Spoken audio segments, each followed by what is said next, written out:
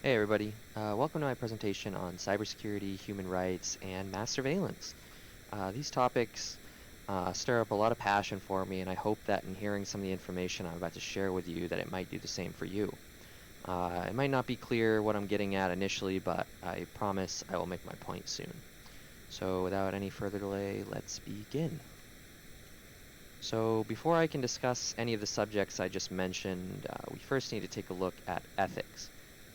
Ethics is the field of philosophical study concerned with morality or the principles of right and wrong or good and bad. The term is often used interchangeably with the word morals. However, morals are more of the system of principles used by a group of people rather than the thoughts that go into them. So, while it's impossible to nail down the exact origin of ethical studies, what's most important for you to think about in this presentation is that these concepts are shared and create the conditions for societies to flourish through human rights. Uh, I also included this picture of chimps because animals have morals too, and if you believe in evolution, then this is likely the true origin of morality. So, moving on. We begin to look at why cybersecurity is concerned with ethics. Much of the time, our data is not stored locally, or maybe we're using applications developed by somebody else, or we're accessing machines in far-off lands. In any of these instances, how do we make sure these systems are safe? What processes are used to secure them? How do you avoid harming people in the process? What is considered private? When do you tell somebody their data has been leaked? All these questions get their answers from ethics, which, if a person adopts them, helps to draw the line between being a cyber professional or a criminal. Common codes of ethics for security professionals include a focus on privacy, protecting others from harm, and having transparency in their practices. Now we arrive at human rights. Can't really talk about mass surveillance without talking about this subject because they're kind of antithetical to each other. It's kind of the whole point I'm trying to make with this presentation. Right, so when certain morals are agreed upon universally, we call them human rights, and they include things like freedom of expression, freedom of information, and the right to privacy.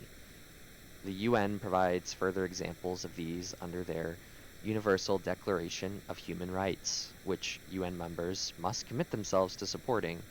Um, this will be important later. So, in doing so, nations are also meant to extend these rights to their digital landscapes.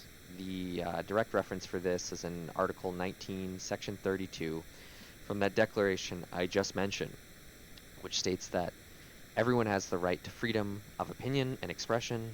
This right includes freedom to hold opinions without interference and to seek, receive, and impart information and ideas through any media and regardless of frontiers, was Section 32 explicitly stating, including the promotion, protection, and enjoyment of human rights on the internet. So, what am I getting at with all this, you might be asking? Here it is. Mass surveillance, as defined by Wiktionary, is the pervasive surveillance of an entire population or a substantial fraction thereof. Um, Governments consider it to be ethical. Right. Yeah. That's the tie-in back to cybersecurity, and they also consider it, to be worthwhile because it's used for countering and investigating terrorist activity or for stopping other threats to our national security. Um, does any of the following sound ethical to you, though? China has the Great Firewall, considered to be the most sophisticated internet censorship apparatus in the world, according to Freedom House. If you want to learn more about them, then check out the links in my sources at the end of this presentation. All traffic going in and out of the country is monitored with deep packet inspection. They also shut off internet access for entire cities during protests and block access to the international news outlets, communication platforms, and social media for most of their citizens. You might see somewhere though online, whether it be like TikTok or YouTube, some person claiming to live in China and they're often promoting, values or critiquing other nations of the world, particularly the U.S. But um, these are not your average citizen. They're likely paid actors by the state to push their propaganda. Um, I kind of have to move on now because if we stayed on China, then their violations of their citizens' rights would probably take up this whole presentation.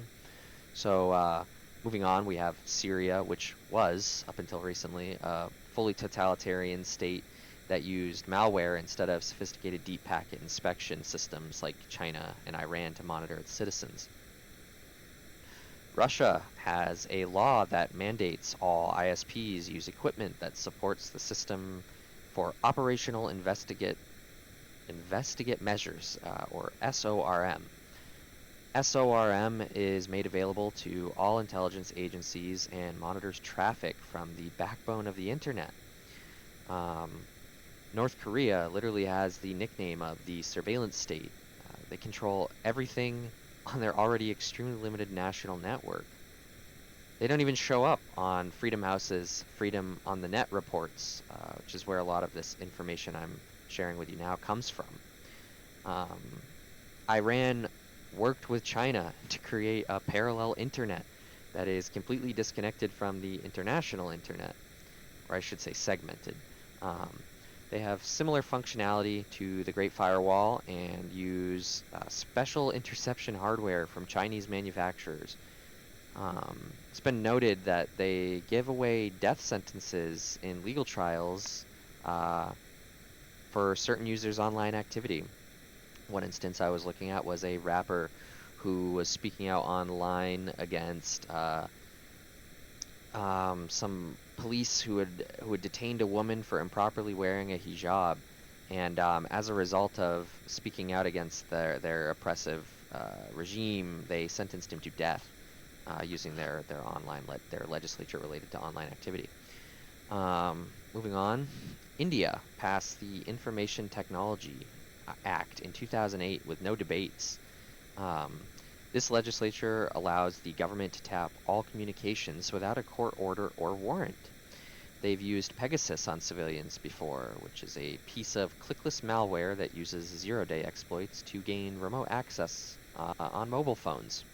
So they would use Pegasus, and as soon as they click enter and the payload is sent, the phone or target is infected, and there is no way of knowing for the end user, really. Also, through the use of NatGrid, they are able to collect data on individuals, which includes land records, internet logs, phone records, gun records, tax records, and driver's licenses without any legal oversight. Saudi Arabia has given citizens multi-decade prison sentences for peaceful online expressions. They constantly monitor websites where people communicate and prolifically use spyware, including Pegasus, on both domestic and foreign targets. They specifically like to target journalists and political dissidents.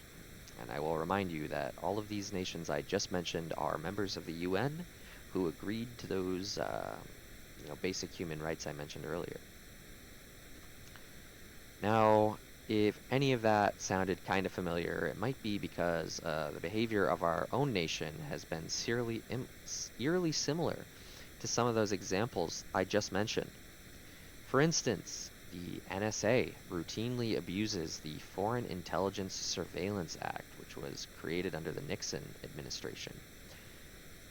Under an amendment, Section 702, they can collect communications from any foreigner overseas as long as its purpose is to obtain foreign intelligence, which is a rather vague term that is also used to implicate Americans on domestic soil. They do this through downstream collection, which is obtaining data from companies such as Verizon and AT&T, and through upstream collection, tapping directly into the backbones of these telecom service providers. A unique case I like to point out is, what was it? I think it was called Room... hold on one moment here. I reference my notes. We have Room 641A, which was a room hidden inside of an AT&T telecom building. this room had no door handle and was unlabeled, and behind that door were the wiretaps that the NSA was using to listen to telephone calls. It should be known that Section 702 requires warrants to target specific individuals and is overseen by the FISA courts, so it's technically valid in the eyes of the law. However, that very court has previously determined the FBI to have violated the law by not reporting on U.S. person queries. The abuse of these Section 702 queries occurred tens of thousands of times between November 2020 and December 2021, and then again between December 2021 and November 2022, totaling over 200,000 times in that second run. There's also Executive Order 12333, signed by former President Reagan, which legally protects the collection of data on U.S. citizens by the three-letter agencies. The NSA collects data on individual people using this executive order, but it can also theoretically be abused to gather information on anybody it captures in the process of targeting that single person. We call this incidental collection, and it definitely happens. Just ask Edward Snowden. There's also the CIA, which has been found by Senators Ron Wyden and Martin Heinrich to have abused this executive order in the implication of U.S. citizens without any congressional oversight. I can go on, though. The U.S. Customs and Border Protection is allowed to search devices at the border without a warrant and has the authority to require travelers to disclose their password under threat of arrest or deportation. The DEA uses graphite, a malicious tool designed to bypass encryption and read private messages sent between targets. And this frequent abuse of spyware tools is done by many organizations, both at a federal and local level. So it's not just the NSA or the FBI, it could also be your local police department. So now I come to the point where I want to ask you something. How is it that governments such as ours can claim to represent freedom and democracy, yet violate our human rights by using the same cybersecurity professionals who are supposed to protect us under ethical principles, right, that I mentioned earlier, but instead develop invasive surveillance systems in the name of justice and national security? I honestly don't know, and it's quite upsetting to me, as it should be for you too, since these things infringe upon our basic freedoms.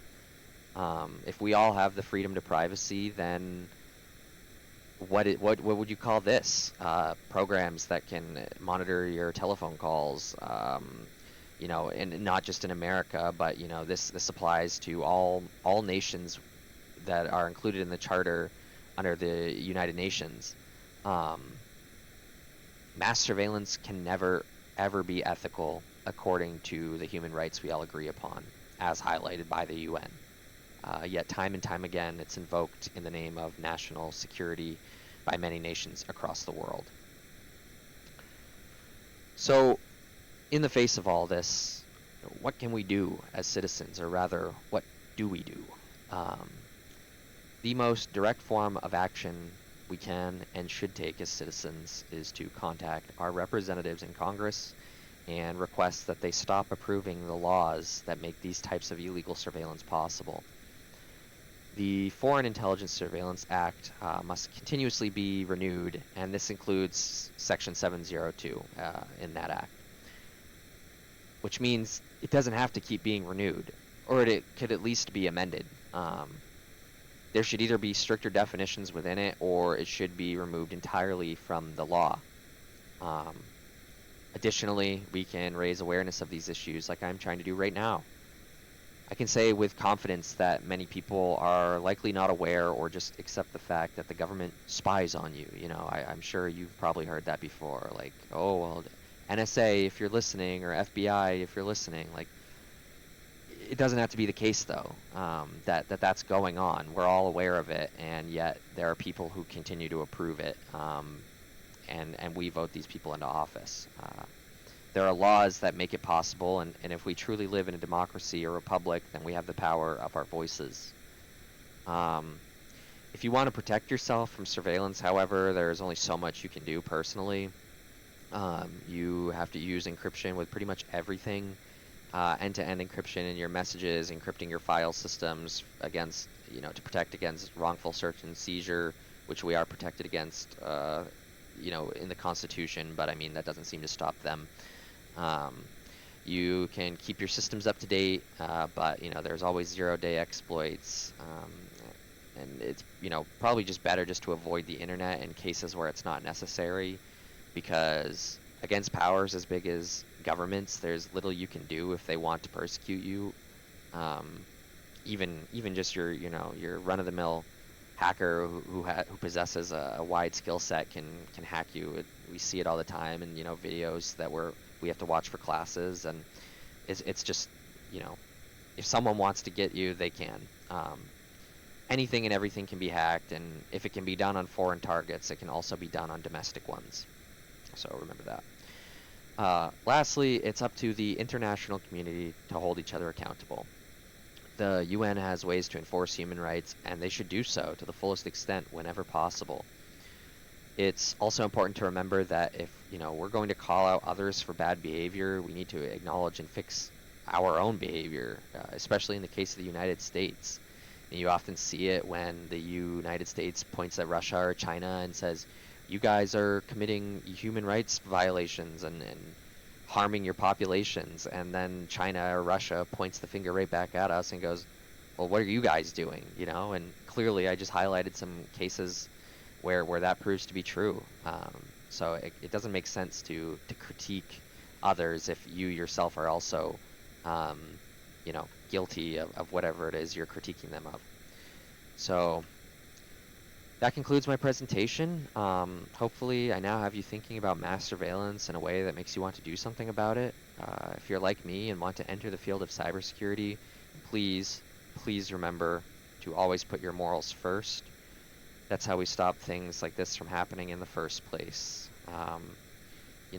If these people who helped create these systems felt something was off in their gut and spoke up, they might lose their job or whatever, but at least they wouldn't be compromised in being complicit in this type of activity. And I think that's more important than anything at the end of the day. And it's part of why I'm so passionate about this stuff, because it's you need to do the right thing for the sake of everybody and for yourself. So I just want to say thank you for listening, and yeah, hope you all have a good day. Bye.